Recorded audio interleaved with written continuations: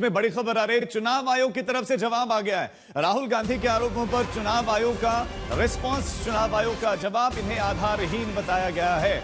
ये एक बड़ी खबर, सीसी ज्ञानेश कुमार का राहुल गांधी को जवाब, क्योंकि ज्ञानेश कुमार का नाम लेकर बकायदा आज भी घिरा गया। सीसी पर राहुल गांधी के आरोपों को जो है उन्होंने बेबुनियाद बताया है, आधारहीन बताया है। राहुल गांधी ने बहुत सारे आरोप लगाए थे, मास डिलीशन, इससे पहले एडिशन, और अब राहुल गांधी के इन आरोपों पर जवाब आया है सीईसी का। इन आरोपों को बेबुनियाद बताया। इससे पहले भी आपको बता दें कि उन्होंने एक प्रेस कॉन्फ्रेंस की थी। उनकी प्रेस कॉन्फ्रेंस की भी बहुत सारी बातों को, ज्ञानेश कुमार की बहुत सारी बातों को सोशल मीडिया पर भी उठाकर पोस्ट किया गया, उन पर हमला बोला गया, और अब उनका यह रिस्पॉन्स आया है कि यह आधारहीन है, वोट ऑनलाइन डिलीट नहीं हो सकता। ऐश्वर्या पालीवाल हमारे साथ, हमारी संवाददाता जुड़ी है। ऐश्वर्या, क्या क्या कहा गया है? अगर आधारहीन कह रहा है सीसी, तो क्या क्या तर्क दिए इसके पीछे?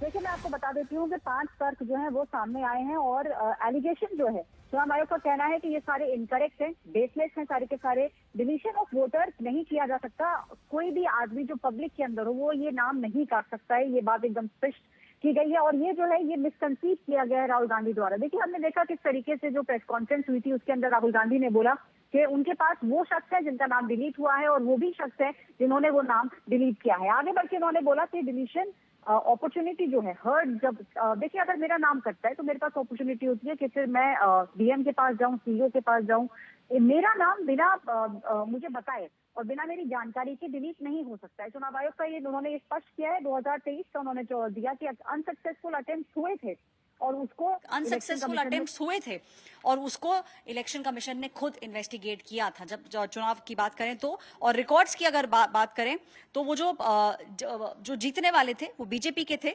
और इंडियन नेशनल कांग्रेस से जो जीते थे वो 2023 में जीते थे। तो फिर ये जो बात राहुल गांधी ने बोली थी कि उनका कैंडिडेट हार गया था, ये बात गलत है। और डिलीशन जिस तरीके से दिखाया गया है कि एक आम आदमी भी वोटर लिस्ट के में से नाम डिलीट कर सकता है, ये एलिगेशन इस समय बेसलेस है। ये चुनाव आयोग का रिस्पॉन्स आया है। क्या, और इसके अलावा जो उन्होंने आरोप लगाए थे कि जो डिलीशन हुआ है 6000 से ज्यादा, उस बारे में आप आईपी एड्रेस, ओटीपी, सारी जानकारियां थे, क्या इस पर भी रिस्पॉन्ड किया है?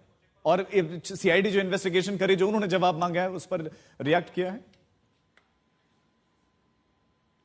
देखिए, सीआईडी इन्वेस्टिगेशन के ऊपर नहीं है, ये पहला रिस्पॉन्स है जो इलेक्शन कमीशन का आया है, क्योंकि कहीं ना कहीं राहुल गांधी ने ज्ञानेश कुमार, जो कि सीईसी यानी कि चीफ इलेक्शन ऑफिसर जो सीईसी हैं, उनके ऊपर कहा गया है। तो कहीं ना कहीं ये बात बोली गई है, बहुत क्लियरली ये बात कही गई है राहुल गांधी कांग्रेस पार्टी द्वारा कि उनके पास प्रूफ है। लेकिन देखिए, डिलीशन की अगर बात करें तो डिलीशन अगर आपके नाम का बाई चांस होता है तो फिर आप डीएम के पास जाते हैं, फिर आप सीईओ के पास जाते हैं। ये बात बहुत स्पष्ट चुनाव आयोग एक बार नहीं कई बार बोल चुका है। और अगर कुछ ऐसे तथ्य सामने भी आते हैं कि कहीं पे नाम डिलीट हुआ है, उन्होंने अपील करी है, उसको सुनवाई नहीं हुई है, तो उसकी भी तहकीकात सीईओ लेवल के ऊपर और ईसीआई जो है वो इस समय कर रहा है। 2023 कर्नाटका चुनाव का जो डेटा है वो राहुल गांधी ने सामने रखा था, तो उन्होंने यही कहा कि 2018 के अंदर जो जीत हुई थी वो भारतीय जनता पार्टी की हुई थी, 2023 के अंदर जो जीत हुई थी वो कांग्रेस के जो लोग हैं उनकी हुई थी। तो इलेक्शन कमीशन का ये स्पष्ट कहना है कि आप जितनी आसानी से दिखा रहे हैं कि आम आदमी भी जाके नाम डिलीट कर सकता है, वो नहीं हो सकता। ठीक है,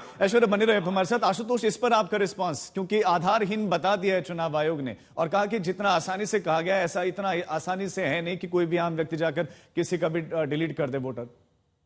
अगर ऐसा है, मैं इलेक्शन कमीशन की बात को मान सकता हूं। अगर ऐसा है तो सीआईडी जो रिपोर्ट जो मांग रही है, इंफॉर्मेशन मांग रही है, वो देने में प्रॉब्लम क्या है?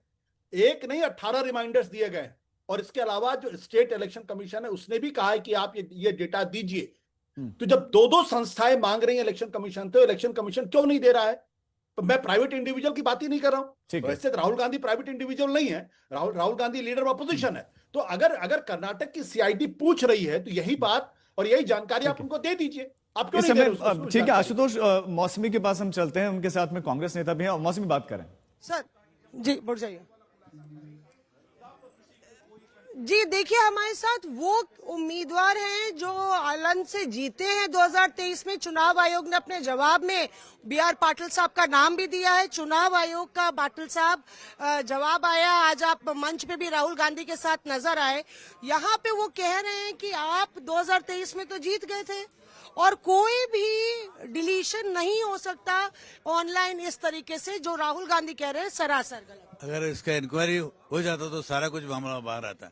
इंक्वायरी के लिए इंफॉर्मेशन जो चाहिए वो इलेक्शन कमीशन प्रोवाइड नहीं कर रहा हमारे इन्वेस्टिगेशन एजेंसी को। हमारे FIR तो हुई थी ना मामले में। एफआईआर कंप्लेंट किसके ऊपर कंप्लेंट है? वो भी रिटर्निंग ऑफिसर का कंप्लेंट है। अलंद असेंबली कॉन्स्टिट्यूंसी का रिटर्निंग ऑफिसर का कंप्लेंट है। उसके रिपोर्ट लेटर के अनुसार केस रजिस्टर हुआ, इंक्वायरी शुरू हुआ। तो मैं इलेक्शन जीतने के बाद भी मैं छोड़ा नहीं।